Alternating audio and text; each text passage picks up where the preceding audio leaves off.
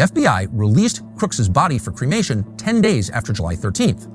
This wasn't known to the public until Higgins arrived in Butler on August 5th, when the coroner told the congressman, quote, he would never have released Crooks's body to the family for cremation or burial without specific permission from the FBI. The timing of Crooks's cremation is notable. The day Crooks's body was burned was also the day the House Homeland Security and Oversight Committees had begun their investigations into the shooting. The fact the body was cremated made it impossible for investigators outside the FBI to verify the coroner and autopsy report. You can't do a new tox screen because the body doesn't exist.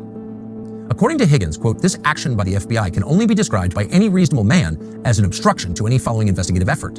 Another notable detail is that photos from the day after the shooting show an FBI agent hosing down the site where Crooks died. High-level intelligence officials and congressional sources told us this is very strange, and that the FBI usually hires out crime scene cleanup to third-party contractors. But in this case, they did it themselves, leaving no blood and no tissue for anyone else to analyze. In the photo, the agent's shirt says he's from the Technical Hazards Response Unit, a unit that collects traditional forensic evidence contaminated with hazardous materials. After the shooting, the FBI sent Crooks's phone to the Bureau's laboratory at Quantico, Virginia. Agents there were able to open it in less than 40 minutes using technology from an Israeli tech firm called Cellebrite. According to the Post, FBI officials who served under President Joe Biden accessed Crooks's phone, computer, and his encrypted messaging apps in Belgium, New Zealand, and Germany. Yet none of the online activity the FBI has discovered was referred to in any way in the final congressional report that was released in December of 2024. By the way, why do we still know nothing about that guy in Butler? What's going on? That was a good question, a question that most people thought would be answered by the new administration. Within weeks of retaking office, Donald Trump told the New York Post's Miranda Devine that he had, quote, ordered the Secret Service on Friday to provide him every bit of information about his two would-be assassins. You've had 2 assassination attempts, one obviously where you got hit by that bullet in Butler. There's a lot of frustration that we still don't know about that shooter in Butler, and we don't know about his communications. We get stonewalled all the time asking questions about it. Is there frustration on your part? Will we get transparency? Will we know the bottom line story? It's very interesting because we have great people. I think Pam is incredible. I think Cash is incredible. And they're doing a great job. They're being recognized as doing a great job. But you're the president. Can't you find out? I know. I'm relying on my people to tell me what it is. But his people insist there's nothing there, and they don't seem interested in finding out more. How come we don't have more information on the assassination attempts on President Trump?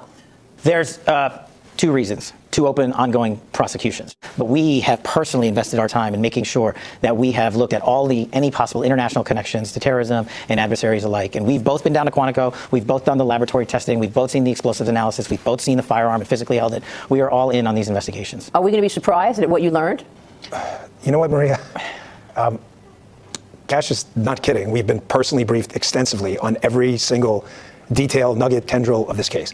One is actively in court right now, so out of respect for the case, it's probably more appropriate that I stay quiet on that. However, I'm not going to tell people what they want to hear. I'm going to tell you the truth, and whether you like it or not is up to you. If there was a big explosive there, right, given my history as a Secret Service agent and my personal friendship as a director does with the president, give me one logical, sensible reason we would not have. If you can think of one, there isn't. There in some of these cases, the there you're looking for is not there. What a baffling thing to say. Thomas Crooks is dead, of course. There was no trial against Thomas Crooks. And by the way, they weren't misspeaking. This wasn't an accident.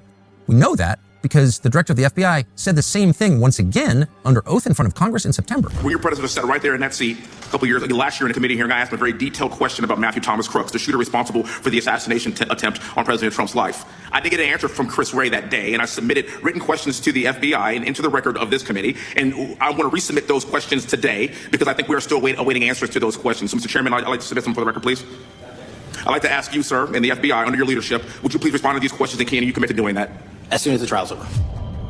But if it's true that there's nothing here, then the FBI has a very strange way of showing it. In July of 2024, a bipartisan group of senators, led by Republican Senator Ron Johnson of Wisconsin, sent a letter, quote, requesting records related to the July 13th, 2024 assassination attempt. Fully a year later, the FBI still had not responded. What is this about? This summer, Senator Johnson issued a new subpoena, noting that, quote, nearly a year after the assassination attempt and the initiation of the subcommittee's investigation, the FBI has repeatedly failed to produce the subcommittee records and information critical to its investigation. In the subpoena, they demanded pictures and images related to the assassination, video footage, forensic reports, records related to FBI interviews, and notably, all records referring or relating to any of Thomas Crooks' electronic devices, digital or financial accounts, or online search history. What are you telling us?